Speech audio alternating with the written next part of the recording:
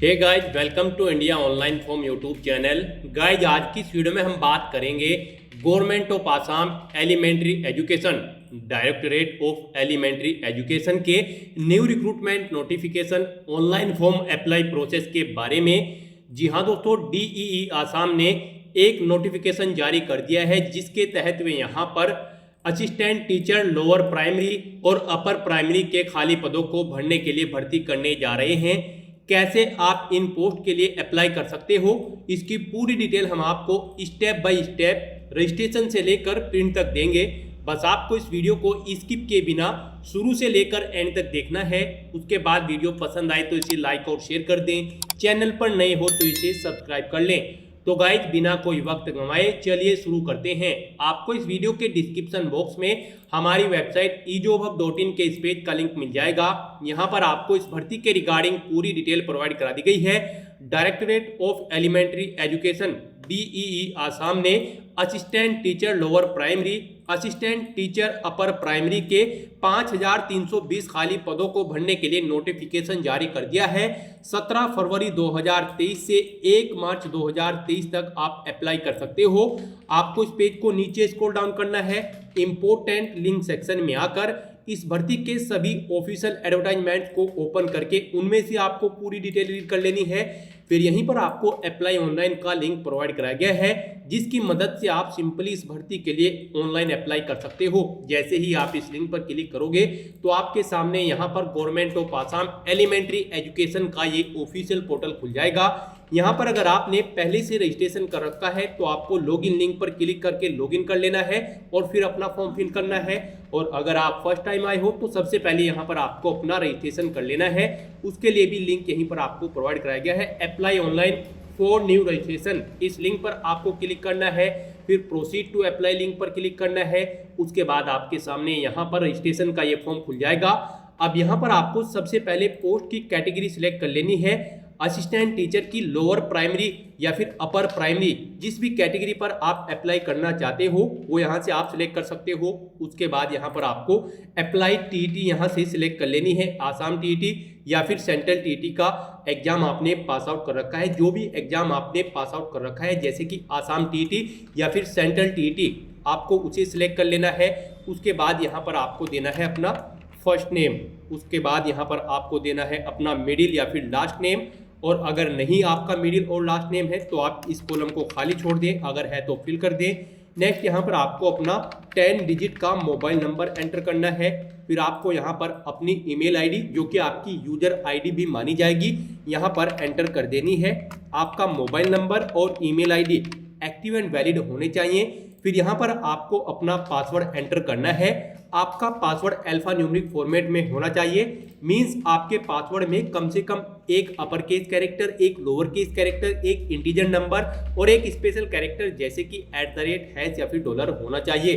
Password set करने के बाद आपको यहाँ पर सबमिट बटन पर क्लिक करना है। नेक्स्ट आपके सामने यहाँ पर कुछ इस तरह से इंटरफेस खुल जाएगा। अब यहाँ पर आपको अपनी ईमेल आईडी और पासवर्ड एंटर करने के बाद लॉगिन बटन पर क्लिक करके लॉगिन कर लेना है। नेक्स्ट आपके सामने यहाँ पर कुछ इस तरह से इंटरफेस खुल जाएगा। आपका एप्लीकेशन फॉर्म ओपन हो चुका है। आपको अपना एप्लीकेशन फॉर्म विदिन 30 मिनट्स में कंप्लीट करना है। यहाँ पर आपको आपकी टीईटी कैटेगरी ऑटोमेटिकली सिलेक्टेड मिल जाएगी। अब यहाँ पर आपको अपने 3 एग्जाम सेंटर सेलेक्ट कर लेने हैं। आप अपनी चॉइस के अकॉर्डिंग कोई भी 3 एग्जाम सेंटर यहाँ पर सिलेक्ट कर सकते हो। नेक्स्ट यहाँ पर आपको आपकी पोस्ट ऑटोमेटिकली सिलेक्ट मिल जाएंगी। आपकी email ID, first name, middle name, last name आपको ऑटोमेटिकली फिल मिल जाएगा जो आपने रजिस्ट्रेशन टाइम पे फिल किया था। फिर यहाँ पर अब आपको देना है अपने फादर का नाम। उसके बाद आपको देना है अपनी मदर का नाम। नेक्स्ट यहाँ पर आपको अपने गार्जियंस का नाम एंटर कर देना है।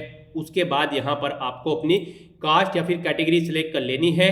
नेक्स्ट यहाँ पर आपको अपना मैरिटल स्टेटस बताना है, आप मैरिड हो या फिर अनमैरिड। उसके बाद यहाँ पर आपको अपनी डेट ऑफ बर्थ सेलेक्ट कर लेनी है। डेट ऑफ बर्थ सेलेक्ट करने के बाद अगर आप मैरिड हो तो यहाँ पर आपको अपने वाइफ या फिर हस्बैंड का नाम एंटर कर देना है। फिर यहाँ पर आपको अपना जेंडर सेलेक्ट कर लेना है। नेक्स्ट यहाँ पर आप अपने गार्जियंस का मोबाइल नंबर एंटर कर सकते हो, अदरवाइज आप इस कॉलम को खाली भी छोड़ सकते हो। फिर यहाँ पर अब आपको अपना प्रेजेंट एड्रेस एंटर कर देना है।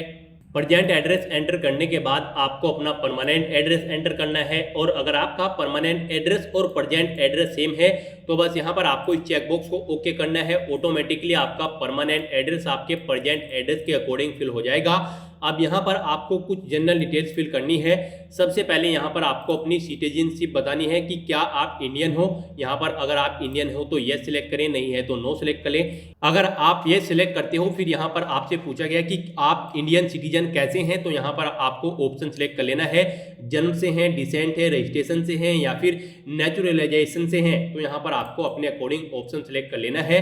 फिर यहाँ पर आपसे पूछा गया है कि क्या आपका परमानेंट रेजिडेंट आसाम स्टेट में है, अगर है तो ये सिलेक्ट करें। उसके बाद यहाँ पर आपसे पूछा गया है कि क्या आप स्पोर्ट्स को भी रिप्रेजेंट करते हैं, अगर करते हैं तो यहाँ पर आपको सिलेक्ट कर लेना है नेशनल लेवल का स्पोर्ट रिप्रेजेंट करते हो या फिर स्टेट का, और अगर नहीं करते हो तो यहाँ पर आपको नो सेलेक्ट कर लेना है।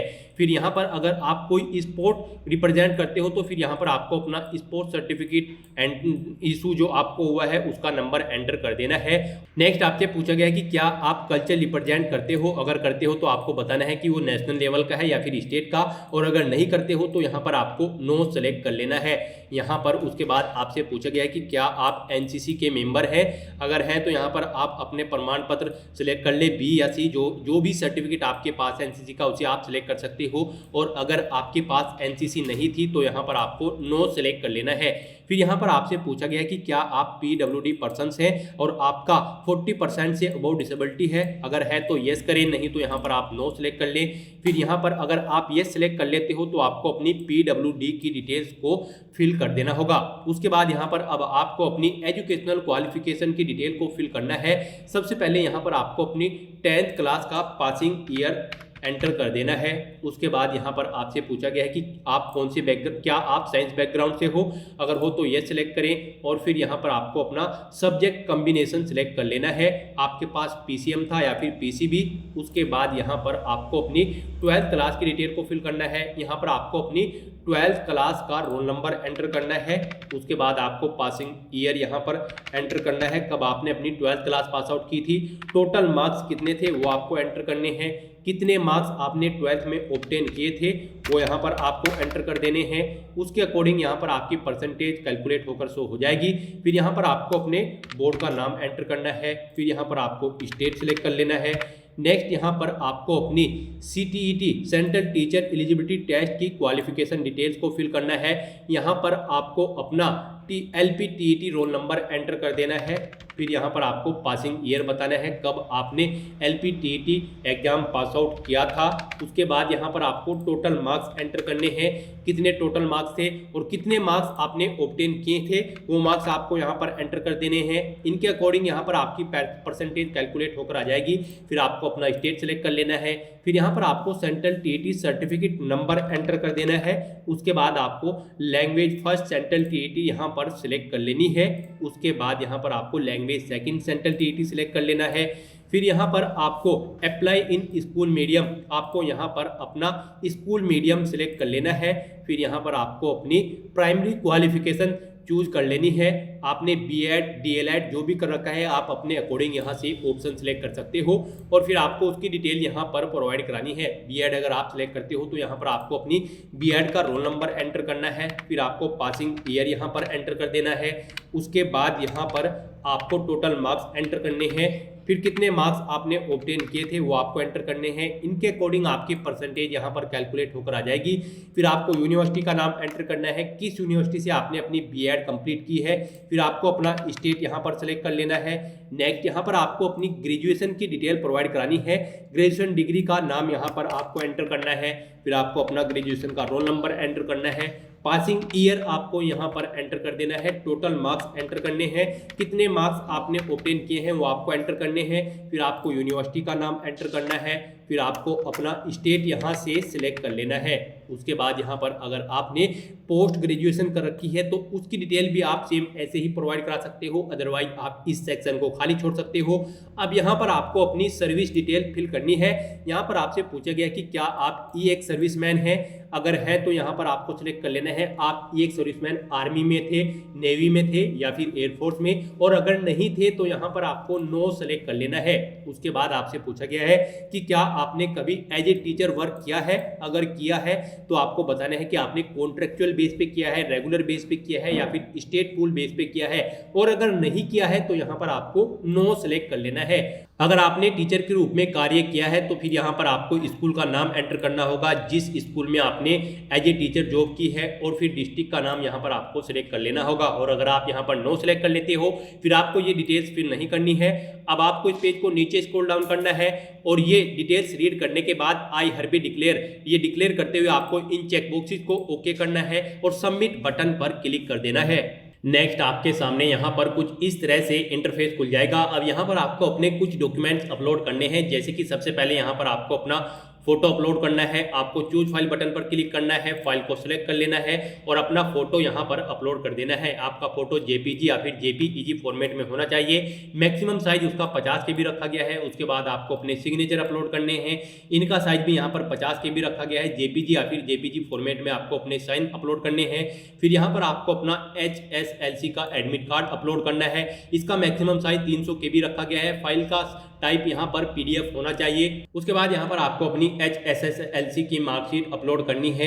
PDF फॉर्मेट में 400 KB मैक्सिमम साइज रखा गया है। फिर आपको अपना HSLC का सर्टिफिकेट अपलोड करना है, PDF फॉर्मेट में 300 KB इसका मैक्सिमम साइज रखा गया है। उसके बाद यहाँ पर आपको अपनी TT की मार्कशीट अपलोड करनी है। फिर आपको अपना TT का सर्टिफिकेट, BEd की मार्कशीट, BEd का सर्टिफिकेट, ग्रेजुएशन का फाइनल सेमेस्टर की मार्कशीट आपको यहाँ पर अपलोड करनी है।